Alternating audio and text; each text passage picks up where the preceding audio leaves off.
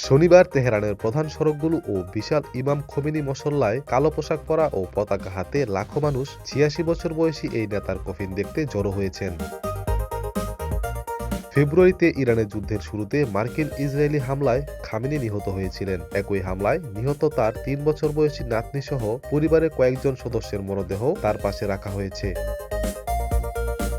রাজধানীতে আসা তীর্থযাত্রীদের থাকার জন্য সারা দেশে ৫,০০০-এরও বেশি বিদ্যালয় ও লাখো শ্রেণীকক্ষ খুলে দেওয়া হয়েছে। শুক্রবার বিদেশি গণ্যমান্য ব্যক্তিদের জন্য আলাদা অনুষ্ঠানে ১০০টিরও বেশি দেশের প্রতিনিধিরা যোগ দিয়েছেন, যা তেহরানে এই ক্ষমতার পালাবদলের আঞ্চলিক ও আন্তর্জাতিক গুরুত্ব তুলে ধরেছে। ৬ দিনের এই অনুষ্ঠান সূচিতে সোমবার পর্যন্ত তেহরানে অনুষ্ঠান চলবে। এরপর পবিত্র শহর কোম, তারপর ইরাক এবং সর্বশেষে উত্তর পূর্বাঞ্চলীয় শহর মাশহাদে দাফনের মধ্য দিয়ে শেষ হবে আনুষ্ঠানিকতা।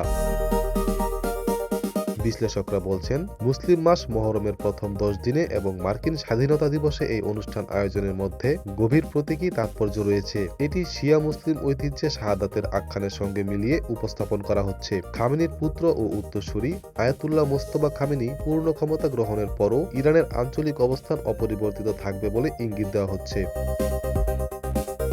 ATV USA international desk.